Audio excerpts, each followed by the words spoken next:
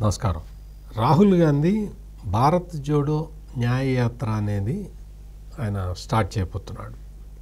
జనవరి 14 అంటే ఈ నెల 14వ తారీఖు నుంచి ఆ యాత్ర స్టార్ట్ కాబోతున్నది. మణిపూర్లో ఆ యాత్ర స్టార్ట్ అవ్వాలి. అయితే అక్కడ రాష్ట్ర ప్రభుత్వం మాత్రం రాహుల్ గాంధీ యాత్రకి అడ్డు చెప్పింది. ఇక్కడ తూర్పు ఇంపాల్ నుంచి ఆయన యాత్ర స్టార్ట్ చేయాలని అనుకున్నాడు. అయితే అక్కడ శాంతి భద్రతలకి విఘాతం కలుగుతుంది, అందువల్ల మేము పర్మిషన్ ఇచ్చేది లేదు అని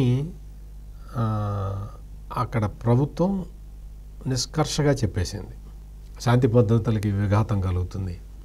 రాహుల్ గాంధీ తన పర్యటనని మొదలు పెడితే శాంతి భద్రతలకి ఎలా విఘాతం కలుగుతుందో తెలియదు, కానీ అసలు రాహుల్ గాంధీ అక్కడికి వస్తేనే శాంతి భద్రతలకి విఘాతం కలుగుతుందని చెప్తున్నారు.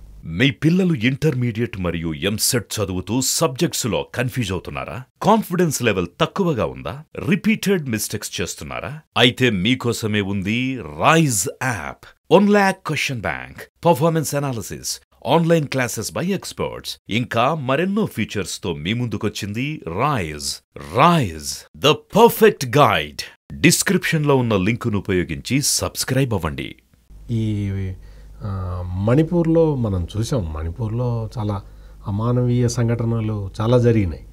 వాటిని అదుపు చేయటానికి శతవిధాల ప్రయత్నం చేయాల్సి వచ్చింది. చాలామందిని అంటే పూచకోత కోశారు, మహిళల్ని నగ్నంగా ఊరేగించారు. అదంతా ఏదో కొన్ని తెగల మధ్య పోరాటంగా రకరకాలుగా చిత్రీకరించారు. ఏదైనా కానీ అదుపు చేయాలి కదా. రాష్ట్ర ప్రభుత్వం అదుపు చేయాలి, రాష్ట్ర ప్రభుత్వం అదుపు చేయకపోతే కేంద్ర ప్రభుత్వం అదుపు చేయాలి. అవన్నీ చేయకుండా రాహుల్ గాంధీ అంతకు ముందర కూడా మణిపూర్లో అల్లర్లు జరుగుతున్నప్పుడు కాంగ్రెస్ బృందం అక్కడికి వెళ్తే అడ్డుకున్నది. కాంగ్రెస్ బృందం వెళ్ళటానికి వీల్లేదని చెప్పారు. ఇప్పుడు రాహుల్ గాంధీ ఈ యాత్ర ప్రారంభించడానికి మణిపూర్ని సెలెక్ట్ చేసుకుంటే దానికి అబ్జెక్షన్ చెప్తూ ఉన్నారు. సో దీని మీద ఇంకా డిస్కషన్స్ అవి నడుస్తూ ఉన్నాయి. కాబట్టి తూర్పు ఇంపాల్లో ఆయన అనుకున్న విలేజ్ నుంచి స్టార్ట్ చేస్తాడా, లేదు వేరే ప్లేస్ నుంచి ఆయన ఏమన్నా స్టార్ట్ చేస్తాడా అనే ఇంకా నిర్ణయం ఇంకా రాలేదు. ఈ రాహుల్ గాంధీ ఈ న్యాయ యాత్ర దాదాపుగా 66 రోజులు జరుగుతుంది. 15 రాష్ట్రాల నుంచి పాస్ అవుతుంది. 110 జిల్లాల్ని కవర్ చేస్తుంది. అందులో దాదాపు 100 వరకు లోక్సభ స్థానాలు ఉంటాయి. ఈసారి ఏంటంటే మొత్తం భారత్ జోడో యాత్రలో ఆయన కన్యాకుమారి నుంచి కాశ్మీర్ వరకు నడిచాడు, బై వాక్ వెళ్ళాడు. ఇక్కడ ఏంటి అంటే ఎలక్షన్లు దగ్గర పడ్డాయి, అంత ఎక్కువ సమయం లేదు కాబట్టి, లోక్సభ ఎన్నికలు షెడ్యూల్ కూడా రాబోతున్నది కాబట్టి ఈ లోపలే యాత్రని పూర్తి చేయాలి అన్న ఉద్దేశంతో కొన్ని ప్లేసుల్లో నడవటం, మరికొన్ని ప్లేసుల్లో బస్సులో వెళ్ళటం చేస్తాడు. అంటే ఒక మిక్స్డ్ యాత్ర అన్నమాట ఇది. ఈ విధంగా చేసి ప్రజల్ని ఎక్కువ మందిని కలుసుకోవాలి అనేది ఆయన ఉద్దేశం. ఈ విధంగా రాహుల్ గాంధీ అంత ముందర భారత్ జోడో యాత్ర చేసినప్పుడే కాంగ్రెస్ పార్టీకి ఒక రకమైన ఊపు వచ్చింది. ఇప్పుడు ఈ 2వ దశ న్యాయ యాత్రతోటి మరింత కాంగ్రెస్ పార్టీకి మరింత ఊపు రావడానికి అవకాశం ఉన్నది. కాకపోతే కాంగ్రెస్ ఏ విధంగా దాన్ని ప్లాన్ చేసుకుంటుంది అనేది మనం వేచి చూడాలి. జనవరి 14 నుంచి మార్చి 30 వరకు ఈ యాత్ర సాగుతుంది. మార్చి 30న బాంబేలో ముగుస్తుంది. మహారాష్ట్ర, ఇప్పుడు చూస్తున్న మహారాష్ట్రలో కూడా కాంగ్రెస్ పార్టీ బాగా పుంజుకున్నది.